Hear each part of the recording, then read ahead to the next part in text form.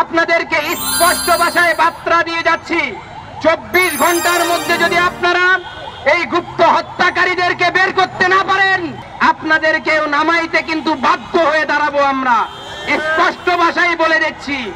3 মাস যাবত ওবায়দুল কাদের বাংলাদেশে থেকে কিভাবে বাংলাদেশ থেকে চলে যায়, কি উপদেষ্টা হয়েছেন আপনারা, এ জাতি জানতে চায়। কেন এই নিরাপত্তা আমাদের দেশে আজ হচ্ছে না? কবে হবে?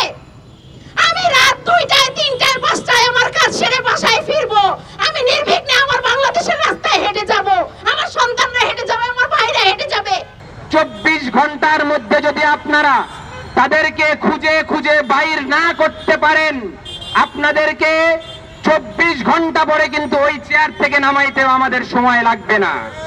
আপনাদেরকে স্পষ্ট ভাষায় বার্তা দিয়ে যাচ্ছি, 24 ঘন্টার মধ্যে যদি আপনারা এই গুপ্ত হত্যাকারীদেরকে বের করতে না পারেন, আবারও কিন্তু এই ছাত্র জনগণ, আবারও এই জাতি আপনাদেরকে যেরকম অন্যান্য সরকারদেরকে তারা ক্ষমতায় থেকে নামিয়েছে, আপনাদেরকেও নামাইতে কিন্তু বাধ্য হয়ে দাঁড়াবো। আমরা স্পষ্ট ভাষায় বলে দিচ্ছি।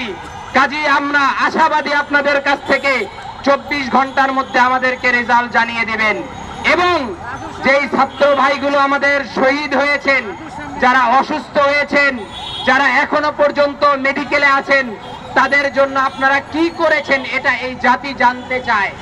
এটা এই জাতির সামনে আপনাদেরকে একদম খোলামেলা ভাবে বলে দিতে হবে। তাদের পাশ কি দিয়েছেন এটা আপনাদেরকে জানিয়ে দিতে হবে।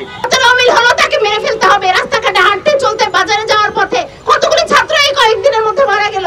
স্টুডেন্টের ছাত্র অমুক তমুক, কাউকে গাড়ি চাপা দিয়ে, কাউকে ছিনতাইকারী সেজে, কাউকে পকেটমার সেজে, নানা ভাবে নানা উসিলায় চট্টগ্রামে একটা ছেলেকে মারা গেল, স্টেশনের একটা ছেলে মারা গেল, গাজীপুরের একটা ছেলে মারা গেল।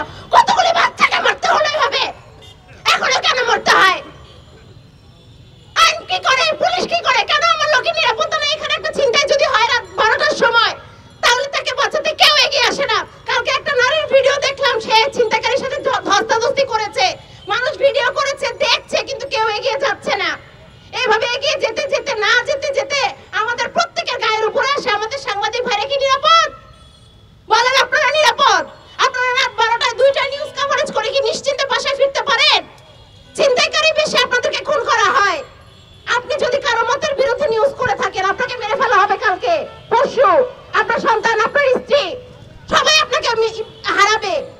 কেন এই নিরাপত্তা আমাদের দেশে আজ হচ্ছে না? কবে হবে?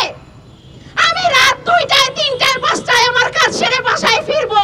আমি নির্বিঘ্নে আমার বাংলাদেশের রাস্তায় হেঁটে যাব, আমার সন্তানরা হেঁটে যাবে, আমার ভাইরা হেঁটে যাবে। বৈষম্য বিরোধী ছাত্র আন্দোলনের ছাত্ররা নিশ্চিন্তে বাসায় ফিরে যাবে, হেঁটে যাবে। একটা ছেলের পোস্ট পড়লাম কালকে, সে তাকে ফলো করে, প্রতিদিন ফলো করে। এখন সে ভার্সিটিতে প্রতিদিন যায় না, সে সপ্তাহে 2 দিন 1 দিন ক্লাস করে। সে চুপে চুপে লুকায় লুকায় তাকে চলতে হচ্ছে। কেন? আইন উপদেষ্টা, পররাষ্ট্র উপদেষ্টা, আপনাদেরকে বাবা, আমরা একদম 24 ঘন্টার মধ্যে আমার যেই ছাত্র ভাইগুলো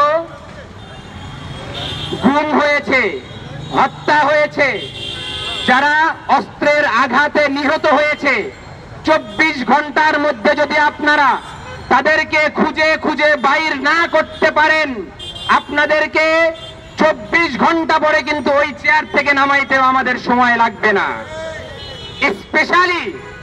স্পেশালি স্বরাষ্ট্র উপদেষ্টাকে আমি বলতে চাই, একটু জানতে চাই আপনার থেকে, 3 মাস যাবত ওবায়দুল কাদের বাংলাদেশে থেকে কিভাবে বাংলাদেশ থেকে চলে যায়, কি উপদেষ্টা হয়েছেন আপনারা, এ জাতি জানতে চায়। কাজী আপনাদেরকে আমি একটি কথা বারবার বলতে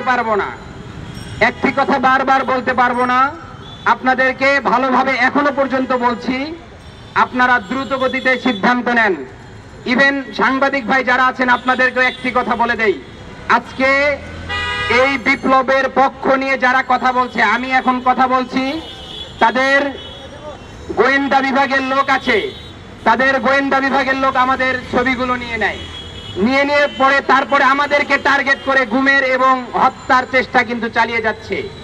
আপনাদেরকে এই বিষয়টা আমি বলে দিলাম। আমরা যারা কথা বলতেছি, যারা উচ্চ আওয়াজে কথা বলতেছে, তাদের আওয়াজকে নিস্তব্ধ করে দেওয়ার জন্য এই ফ্যাসিস্ট সরকার যারা ছিল, তাদের কিছু লোক এবং বর্তমান কিছু লোক এই কাজগুলো করে যাচ্ছে। সবাই সুস্থ থাকবেন। আল্লাহ হাফেজ। আসসালামু আলাইকুম।